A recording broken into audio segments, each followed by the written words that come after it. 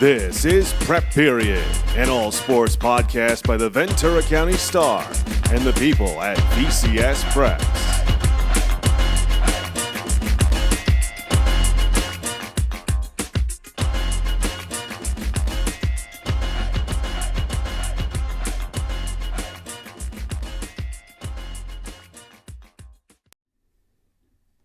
Hello and welcome to episode 34 of Prep Period, the Ventura County Star's All Preps, All Sports podcast. My name is Dominic Massimino. He is Joe Curley. We are sports reporters here at the Ventura County Star. Coming to you live. It's been a couple weeks, hasn't it, for the live show, Joe? Coming to you live on a Wednesday. I just love the fact that you did the liftoff checklist and had us all perfect, and then the moment we went live, I bent over to pick up the charger to plug into my phone. So you can only control so many things, man. Can only control so many things, and one of them clearly is not my co-host, Joe Curley, the wild card. Joe, how's your week been? What have you been up to? It's been good. We had a great moment we're going to talk about earlier today that we'll talk about in the pod in a little bit, and we're just starting CIF playoffs in some sports and getting close to CIF playoffs in other sports. So It is interesting how they're layered, and which makes, gives us 6 weeks of playoffs essentially. So It's looking forward to it. It's gonna be the super weather, fun. The rains have dissipated. That's true. Beautiful. It's been the June. Well, I don't even want to mention it because it's becoming. But the June gloom has held off so far. Say knock on wood. I bought a hammock recently. This is my update. Bought a hammock, hanging it off of my orange tree in my backyard. I'm beginning to, 9 years into my California stint. I'm really feeling the Southern California vibe beginning to take over.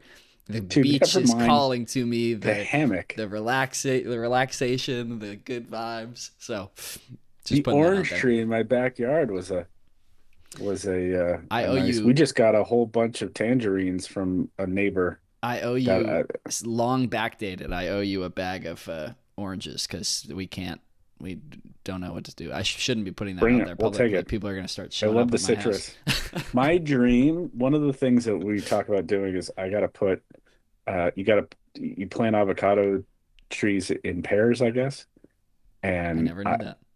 Because I think it's. I don't want to say. They get lonely. I don't want to be wrong. They get lonely. No, I'm sure they do. But I think that it has to be in order to pollinate. I think it's male and female. I don't know. No, I don't.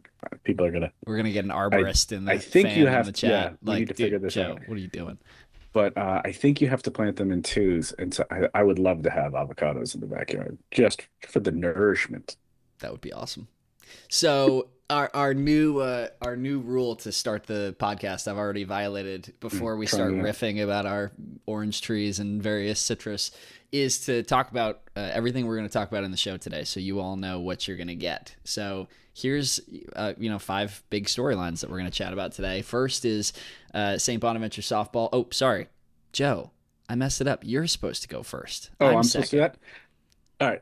St. Bonaventure softball clinching the Tri-Valley League title with a walk-up grand slam from who else but Audrina Tinoco in the bottom of the 8th inning. That was the power hitter that pushed the Seraphs to a CIF title last year. Very talented up and down lineup, but she's the big swinger. So congratulations to Audrina and the Seraphs for yet another TVL title. The big story out of the Ventura County Championships last week, which I attended, was we had 2 different freshmen winning 2 Ventura County titles on their own. That's Camilla Peltonen of Moorpark in the sprints, the 100 and the 200, and Kathleen Lamb, who you'll hear about a little bit later, freshman distance runner from Oak Park. So big day for the newcomers to the county. Royal girls lacrosse remain undefeated. They're now 17-0 through the first round of the CIF playoffs. They beat Santa Monica 12-8 on Tuesday in the first round. They are going on the road on Thursday in the second round. Simi also won on Tuesday, which means there's 3 girls lacrosse teams playing on Thursday in the second round of the playoffs. I believe the quarterfinals. Those who win on Thursday, quarterfinals on Saturday. A little bit of carnage in the first night of the boys volleyball playoffs for local teams. Just 2 of the 7 teams, which is 2 of the 13 total teams from Ventura County who played on that first night last night in the boys volleyball playoffs. Only 2 survived, move on to the second round. That's Royal and Moorpark. Moorpark gets a 5-set victory. Royal wins, I believe, in 4. 6 more teams will play tonight. That's Camarillo, Ventura, Westlake, Foothill Tech, Newbury Park, and Oak Park. I will be at one of those games. It's a mystery which one. And then news that's happened on Wednesday morning. We had the annual Ventura County Football Coaches Association signing day luncheon, which now takes place in April rather than February, so they can celebrate everybody, not just the Division I signees. And a very interesting class this year. A lot of big time talent. We had an incredible, record-setting football season in the fall, obviously, with the 3 state champion bowl finalists for the first time in county history. But the big news from Wednesday was a Michigan freshman by the name of Brady Smigel showed up to the signing day luncheon, which was a huge surprise, and it led to a very cool moment, which I'm writing about, which we will talk about later in the pod. There's your storylines, people. That's what we're going to talk about today. So stay tuned if you want to hear about all that, and I'm sure lots more that will come to us over the course of the next 40 minutes. Let's real quick talk about the Ventura Orthopedic Athletes of the Week. As promised, here's that name again. Kathleen Lamb is the Girls Athlete of the Week. She's a freshman from Oak Park, that distance runner. She captured 2 titles in her first time competing at the Ventura County Championships for track and field Saturday at Moore Park. She won the 1,600-meter race in 4 minutes, 58.94 seconds. Getting under that 5-minute mark is very difficult. And then comes back and wins the 800 in a time of 2:19.68. She was named the Coastal Canyon League Runner of the Year after winning the league's cross-country individual title last fall. She beats out another talented freshman in Westlake, Frosh Anais Cruz, in that mile race. Just a sprint to the finish, so that was a fun race. And then on the guy's side, Douglas King, the track athlete from Pacifica, senior, broke his own program record with a leap of 46 4 3/4 inches to win the boys triple jump title at the Ventura County Track and Field Championship Saturday at Moore Park High. The mark is number 16 in California this year. Nice work, Doug. Super cool talking to Douglas about that mark. He's kind of been, I don't want to say an unsung hero, but he's gone very much under the radar the last couple of years. Just in the county, the triple jump is sort of an unforgiving event, and an event that doesn't get a lot of shine compared to the long jump and the high jump. But he's kind of been dominating on the county level for a little while now. And that mark, like you said, Joe, is number 16 in California this year. Definitely a big breakout for him. Kind of just going to those Ventura County Championships, talking a little bit more, about those big marks and big events. Like I said, the big storyline from this year's county meet was the new generation kind of making their mark, making their impact felt.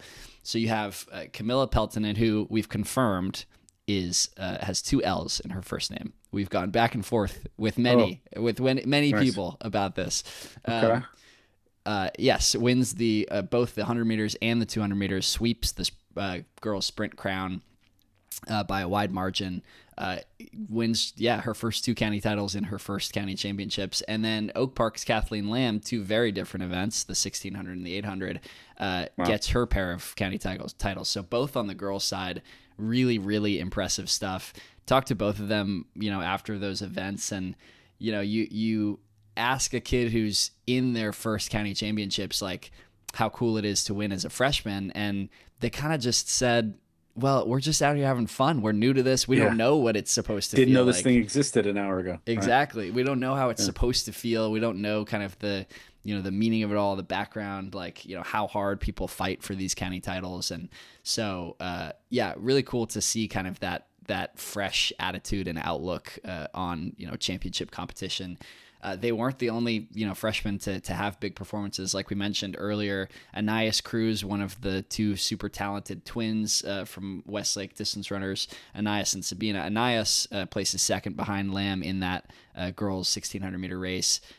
Exciting sprint to the finish line, and Lamb had the foot speed. And then another Frosh we've been talking about is Pacifica's Bryshon McGee, who had a showdown with the county, with the county's best in Moore Park's Dean Guzman, who we had on the show last week, who cleared 7 feet to win at Mount Sac.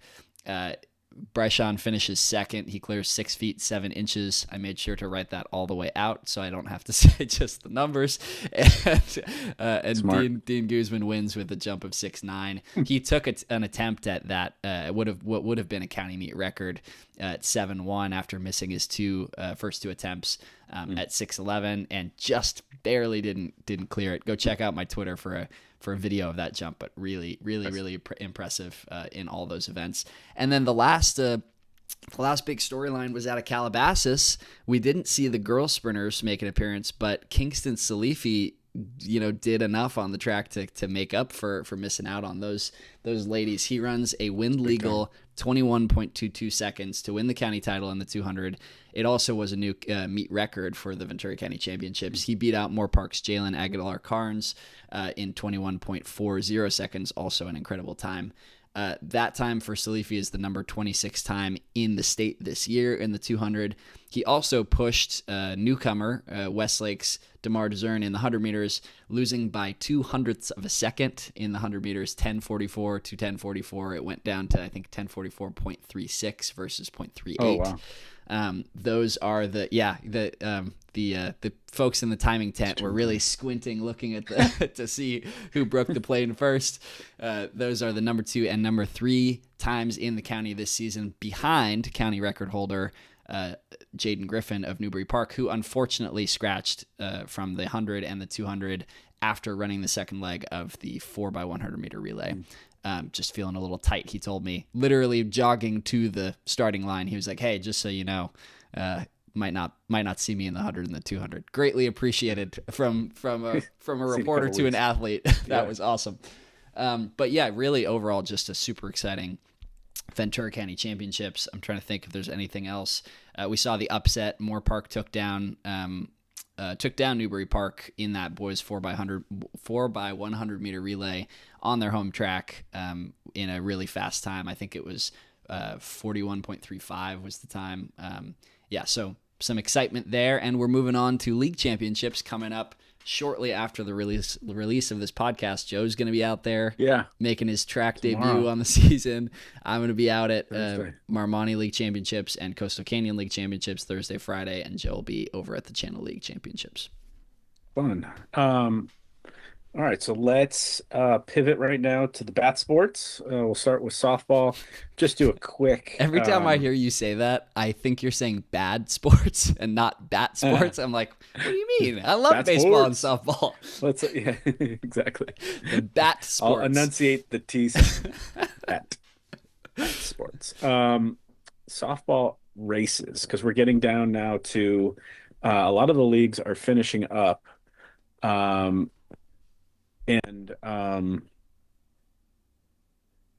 Son is calling me. He's going to get punished for that. Softball races. So really interesting. So the Channel League, it looked like Dos Pueblos is kind of running away with the Channel League softball race, and then all of a sudden Rio Mesa beat them 4-1. Wow. That was last Friday. So now they're within one game in the loss column. They do have to beat Ventura a couple times to stay in the race, but if they're able to stay within touching distance, they'll go to Dos Pueblos on May 4th, which is Monday or Tuesday, for essentially a championship game. So keep an eye on that. On the other, conversely, Oaks Christian, the number 1 team in our rankings, clinched the share of Romani League with 3 to play, with a 7-5 win over Westlake on Tuesday. Simi leads Moore Park by a game in the Coastal Canyon. Those two teams will play next week as well. So if that race remains tight. We will have yet another championship game next week. Fillmore and Santa Paula are tied at 8-1 in the Citrus Coast League. Fortunately, they've already played their 2 games, so really good chance of, I think there's actually one to play there. Good chance that they may tie, which would be not the first time that's happened in recent years.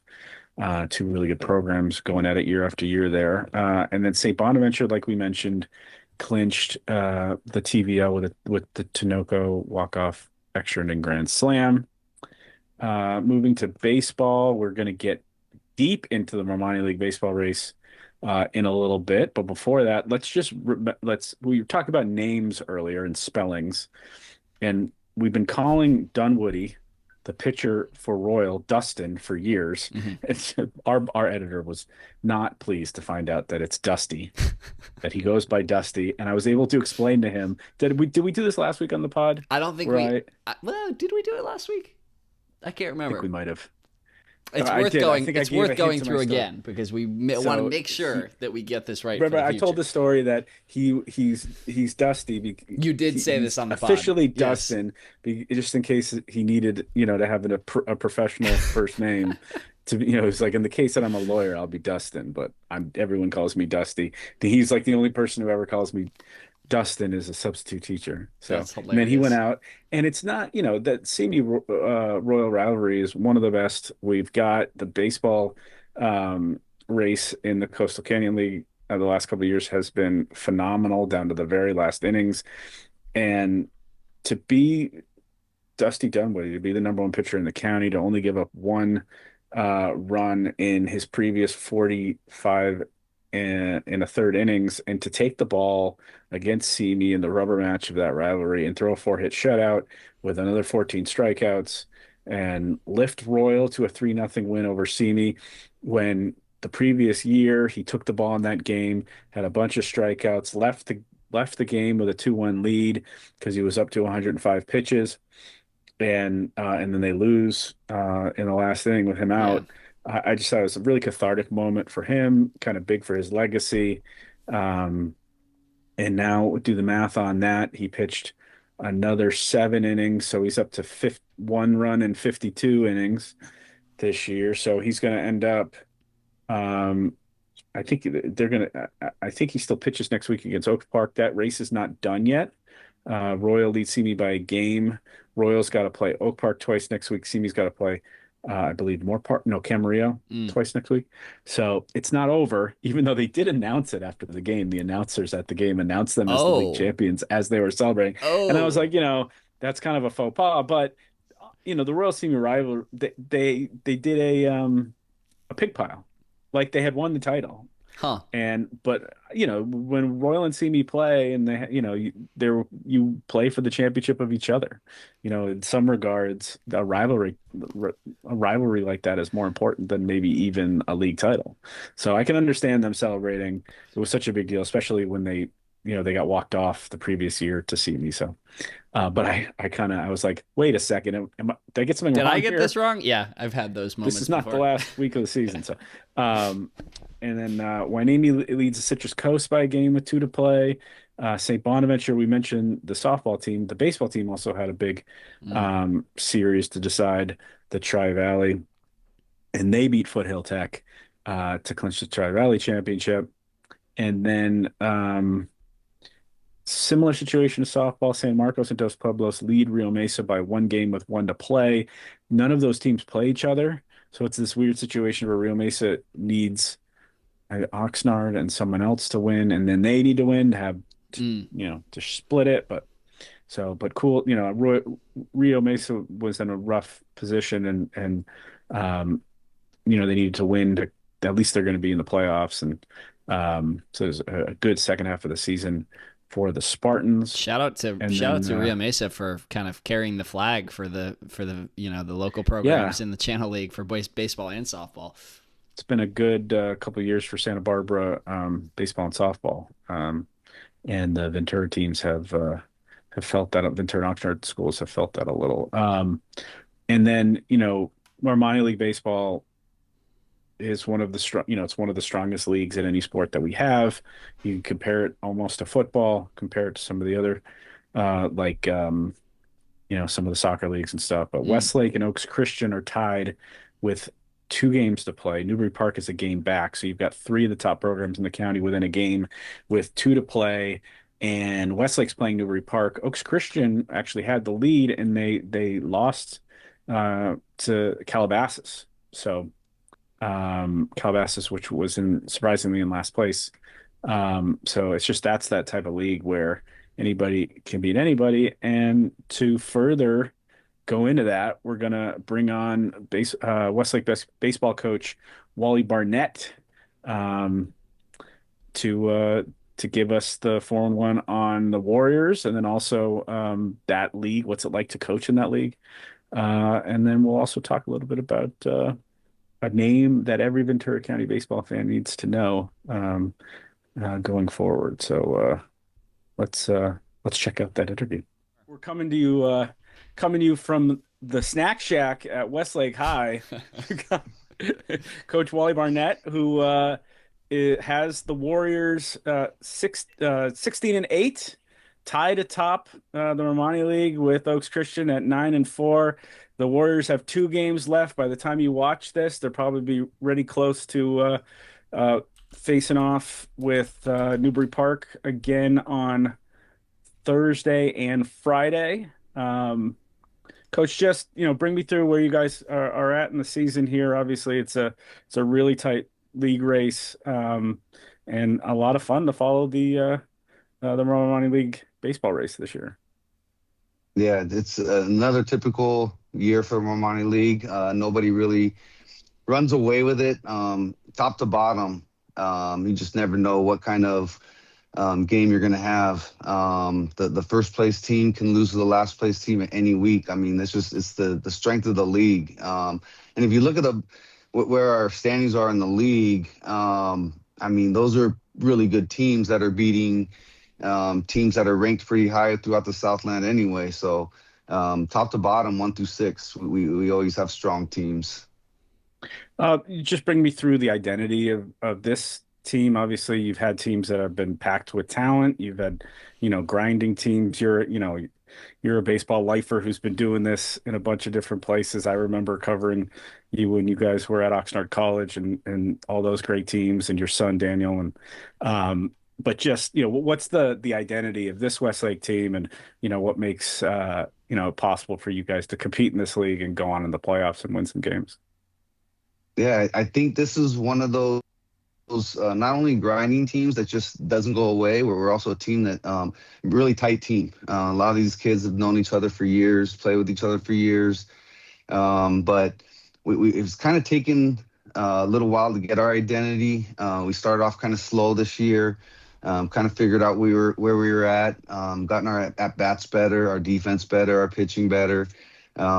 So we're kind of grinding out wins. Like we're not blowing anybody out really. We've had a few where we've had some good games and just everything clicked where it looks like we were. But those are the good games to have. But those tight games are that's where you get your identity, is playing those tight games. And either you come out victorious or even on the losing end, you get better either way. So I mean, we learned Caden Atkinson's name during football season, and you've got these in the Romani League you need 3 starters because you play these 3-game series with your rivals, and it looks like you got a couple starters that have done really well. For Atkinson's 4-1 with a 1.66 ERA. Tell me about Micah Cummings, who you said was on the cusp of beating every team in the Romani League until yesterday. Yeah, Micah, he has worked hard to get to where he's at. Last year, as a reliever, and then with an injury in our starting rotation, we had to move him into the starting rotation, and he finished the season 6-1 last year as a junior, first year on varsity, and this year again at 6-1 again. But he's just a guy that throws strikes. He's that guy that. What I mainly look for in a pitcher, I don't care if you're throwing 80 or 90, you have to be a strike thrower, and that's what he does. He throws strikes, mixes his pitches pretty well, locates pretty well, but He's a bulldog. He's that definition that you hear.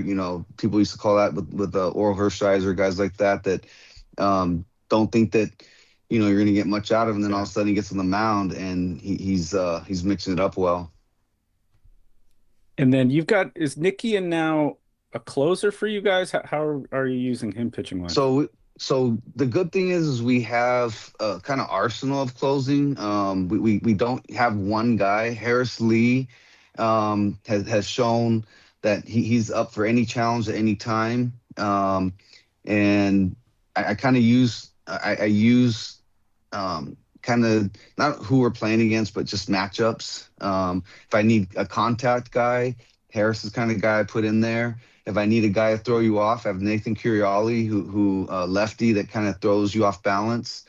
And then the Kean throws, pretty firm and kind of doesn't walk guys. So he shows that closer edge. But I kind of just go with matchups and we go from there. Where we're playing to, the elements, everything. So I kind of make my decisions then.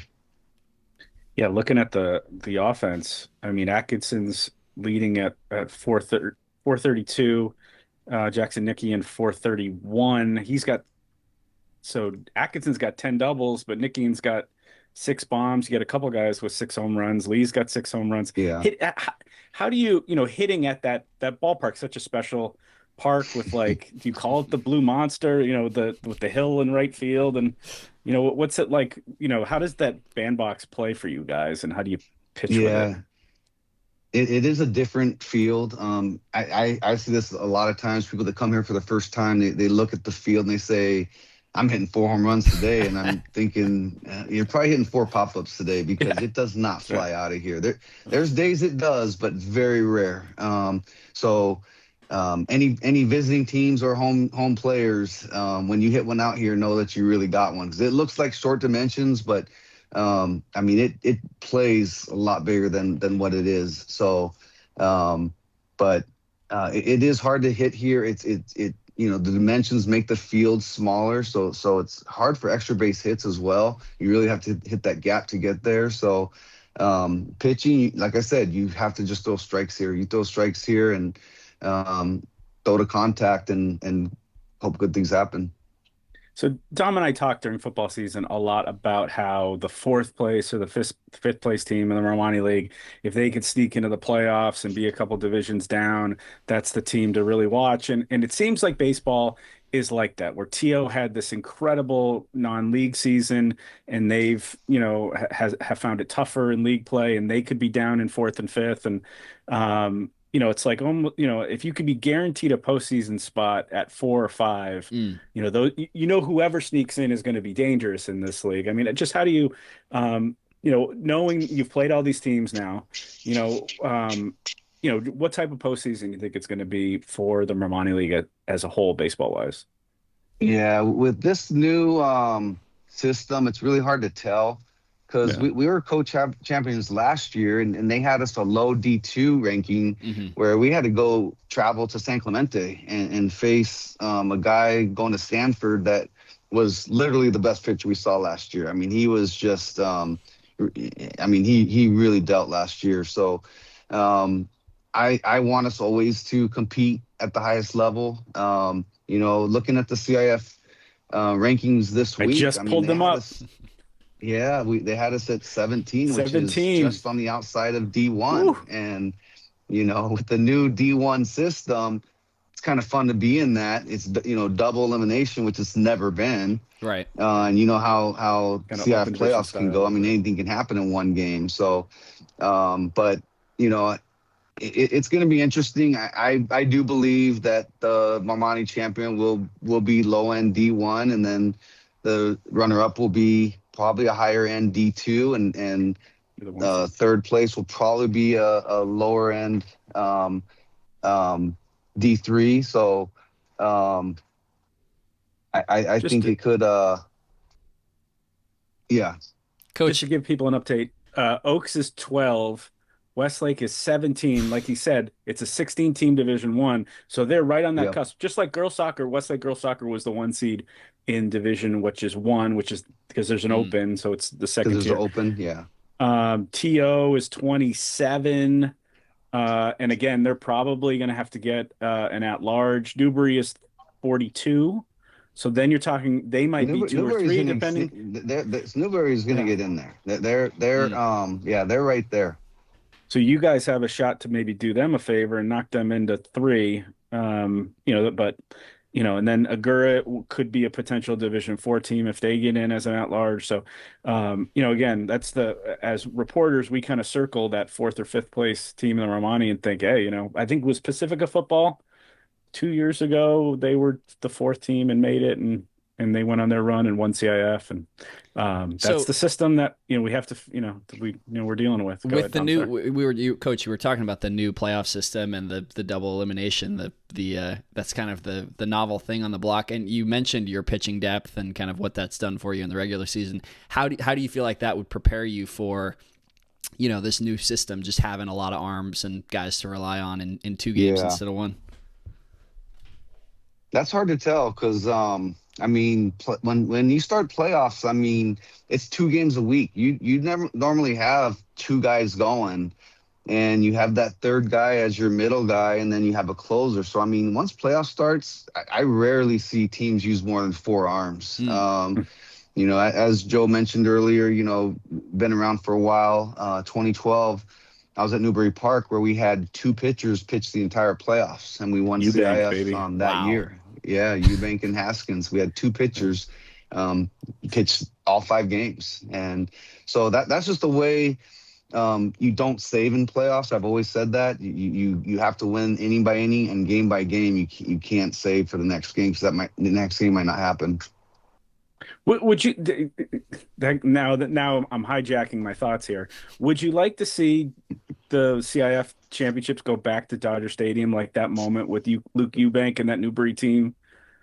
Yeah, I don't know why they don't. I talked with some people about it before, and I don't really understand why only city section does. I even said, why don't they? Because so many teams are even down in Orange County, why don't they look into the Angel Stadium, usage for Southern section? Camarillo we played the Angel Stadium. Yeah. Back when I was, I think it was 7th or 8th grade. I remember going Garrett to Rouse, one hitter, Camarillo, I think, was at Angel Stadium. Yeah, that was it. Was it Angel or Dodger Stadium? I think it was Dodger Stadium. Garrett Rouse. That was a crazy game though. That was an inning walk-off hit by pitch. But we played Angel Stadium this year. We got a game with Warren this year and let us play at Angel Stadium. That was cool. Pretty much the highlight of our season so far, and that wasn't for a championship. So playing there at a championship would have been so much better. But I wish they would look into that a little bit deeper because we were able to play there in 2012, and it was a highlight of a lot of these guys' lives to be able to play there, especially for a championship game. I've been in that press box a lot of times, and that's one of my favorite times I've ever been in that press box. So, let me before we'll get you to practice, but before we let you go, we got to talk about the alumni. Dylan Volantis, who was arguably the best pitcher in Ventura County just a couple of years ago, maybe the best pitcher in the country. Baseball America had him as the freshman of the year last year. He's a Golden Spikes, I think, at least semifinalist. Just what have you seen? I'm sure you're following him from afar. Yeah. Just what have you seen? His maturation process as a college player and hopefully soon a pro. Yep. First of all, I'm a Texas fan, so that was fun to see him go there. But I watch him weekly when he has his weekly outing. I knew the development he needed and he's getting. He was special here. He had a curveball that was I called it a big league curveball when he was a sophomore. That was his best pitch, and I just wanted to help him, know that he has to develop a good fastball, that has to be his primary pitch. And his curveball is so good, it can be his primary pitch, but he just needed to develop that fastball, which he has. Texas is doing that with him. His fastball is more of a sinker now, which is even harder to hit, but he's really developed physically and mentally, and just that arsenal of pitching that he has. he's where I believed he would be his sophomore year in college. I felt he was going to be a top maybe fifth rounder his high school year, but he wasn't really sure where he wanted to land yet. And then once Texas came, he was like really into going to Texas. I mean, you got to be burning up your ESPN Plus here with all your alumni.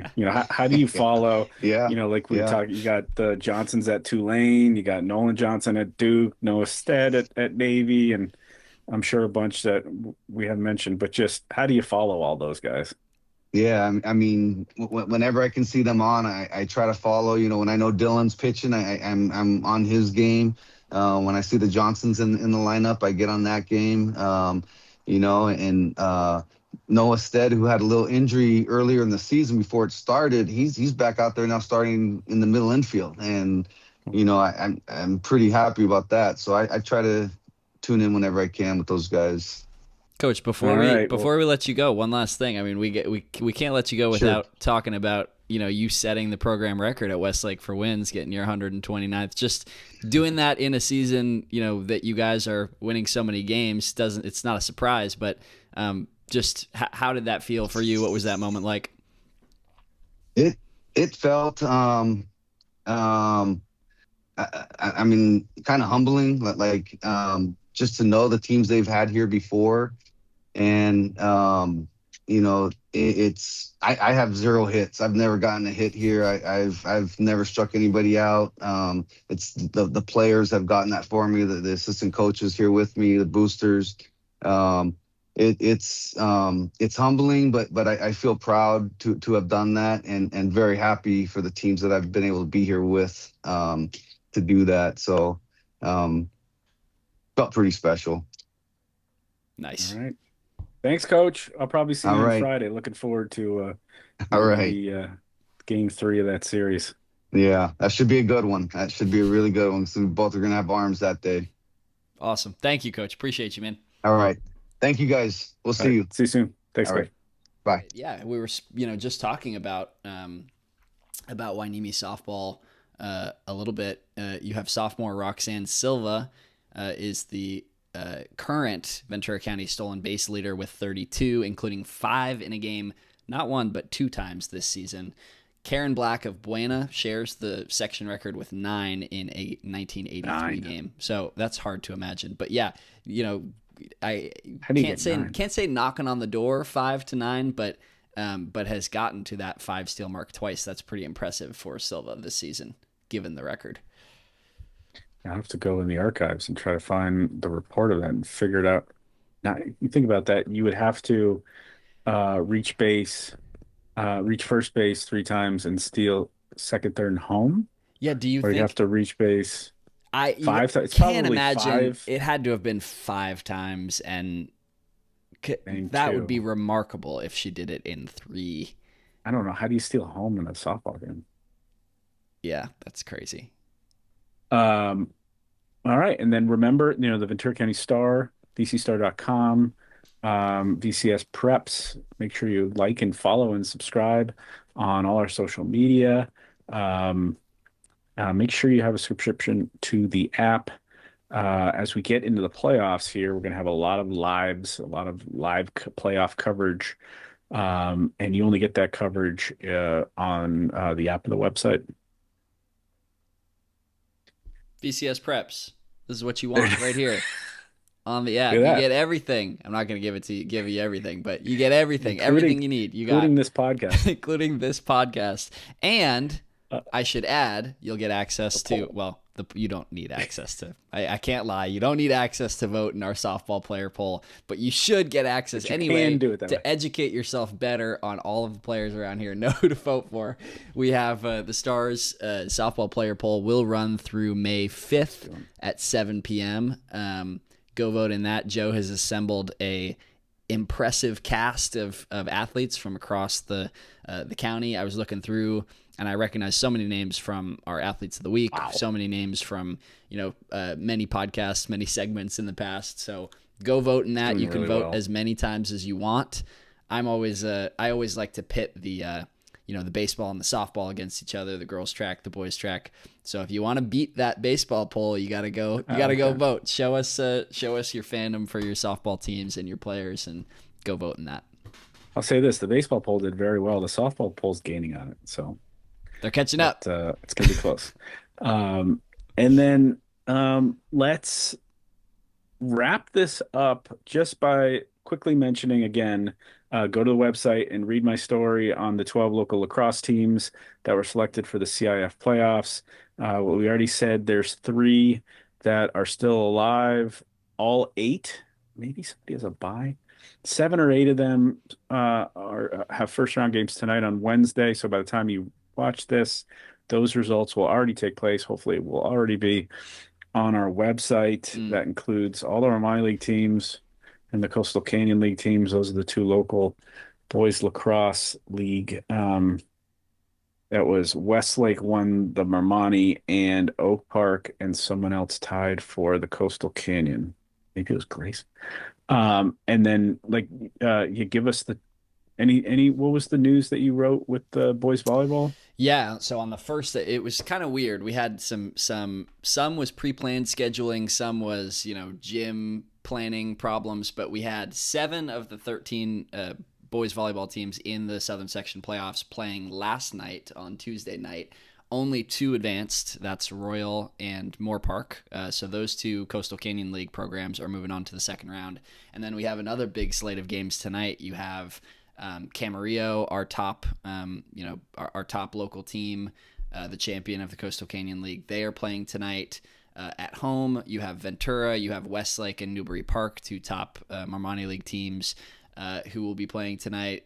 You have Foothill Tech, and you have Oak Park, which was one of the only, if not the only team in Coastal Canyon League play to take a match off of Camarillo. So exciting stuff. Go follow that. I will be covering one of those games live, and we'll have a roundup of all of the playoff results by tomorrow morning. It was Oak Park and Simi that shared the Coastal Canyon League boys lacrosse title. Agura and or is it?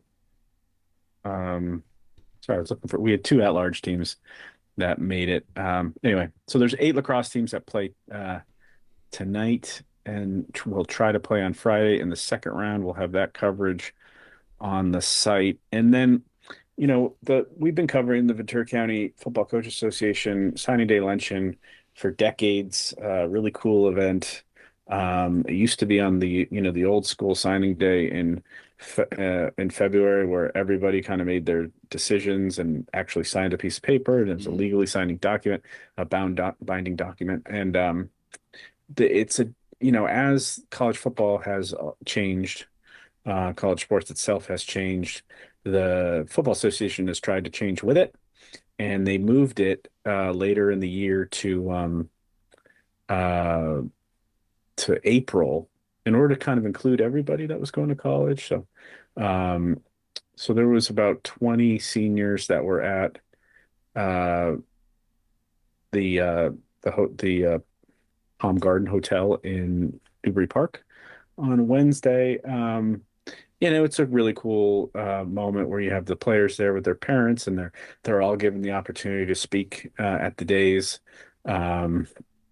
which is good media training for all the kids. And like we said, it was a big time season for football this year, where we just had so many great players. Some of them weren't there.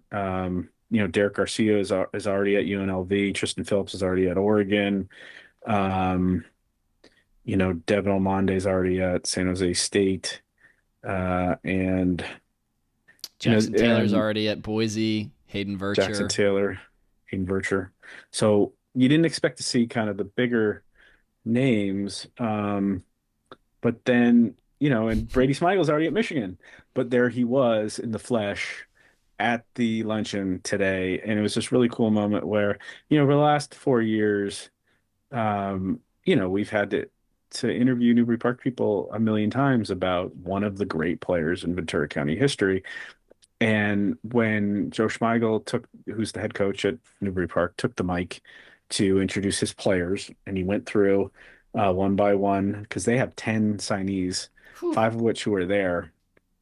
And at the end, he has his son there, and it was a very emotional senior year for Brady Schmeigel, who has a whole new. They had an incredible junior year where he wins, Mr. California, Mr. Football in the state of California, I should say, by Cal High Sports, and they win Division II, and they set Mm, all these records, and then obviously senior year, halfway through, he tears his ACL, and we don't all of a sudden the Schmeigel era is over, yeah. which was Shocking. it was super shocking, and then there's all these questions about what happens to his future, and Michigan stood by him, and he's already this. I think it was a 6 month anniversary. I talked to Brady today, and it's a 6 month anniversary since his surgery, and but there's this great moment where Joe Schmeigel's talking about his son, and not his quarterback. And, he's really tried to kind of separate everything the last 4 years and treat his son like he would other players. And, obviously a football coach treats his players like his sons. And, but you try to treat them all equally. And so and you know, uh, you're in the spotlight, when you have one of the top players in the country. And so it was a great moment where and I'll have the video on our socials later and on the site. But Joe Schmeigel essentially let his guard down and talked emotionally about his son, and then handed the mic over to Brady. And you got 20, 17, 18-year-olds on a days. It's not every speech is a TED Talk. Yeah. It's a great opportunity for these kids to learn public speaking and get over some of those fears. And some of them do it well and some of them do it very well, but obviously Brady Schmeigel's been in the spotlight for a long time, so to see him up there handle it really well, and share his success with his teammates, and be back. He was there for the Michigan uh spring game, and he was there celebrating when Michigan won the national championship in men's basketball, and That's their awesome. hockey team almost won the Frozen Four. So, he's already deep into his college experience, even though he's only been there a couple, what is it, 3 months, 3.5 months. Right. So, but it was nice to see him back, and for him to have that moment, where, you know, the ending of the Smigel era was, um, happened suddenly, and it was kind of a stopping short of his career. And but it was great to see him in one piece and ready to, he's talking about competing for playing time this fall, Wow. despite the injury. Oh my He was gosh. on his way out to play 18 holes. That's He great. said that his knees felt fantastic. The rest of his body is sore because he's building up the muscles that he hadn't used Wow. since his injury. But it's only been 6 months since he's been hurt, and he's throwing a football, and he's preparing to play football this fall. So, we'll see when he's cleared what happens. But he's, I mean, yeah. So Pretty anyway, it incredible. was a good capper. When we didn't get to cap that career and have that normal cap, for one of the great careers in Ventura County history, it was kind of a gift, that he was there, and we were able to kind of do that the right way. So yeah, I had a very memorable Wednesday, and that I know that luncheon, used in the changing with all the rules and everything and a lot that's happened, that luncheon has had some changes. And so it was a nice kind of shot in the arm for that event as well, that here it is, that this is happening at this event too. So anyway, A nice capper to a great career, a nice capper to a great episode of to Prep the pot. Period. Great story. Thanks for sharing That's right. that. And yeah, I'm sure you'll have something about that moment on the site soon and about that event. So stay tuned for that. Stay tuned for continuing volleyball, lacrosse, baseball, softball, track coverage all this week. It's going to be a very, very busy end of the week for us, and that means a very exciting, action-packed episode of Prep Period coming to you early next week. Joe, you got anything else to plug before we get out of here?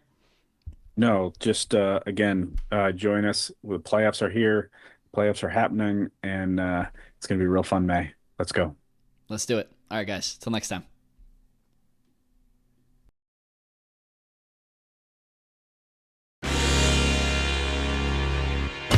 Comes down to this for Thousand Oaks in their season. It is a gift to Martin.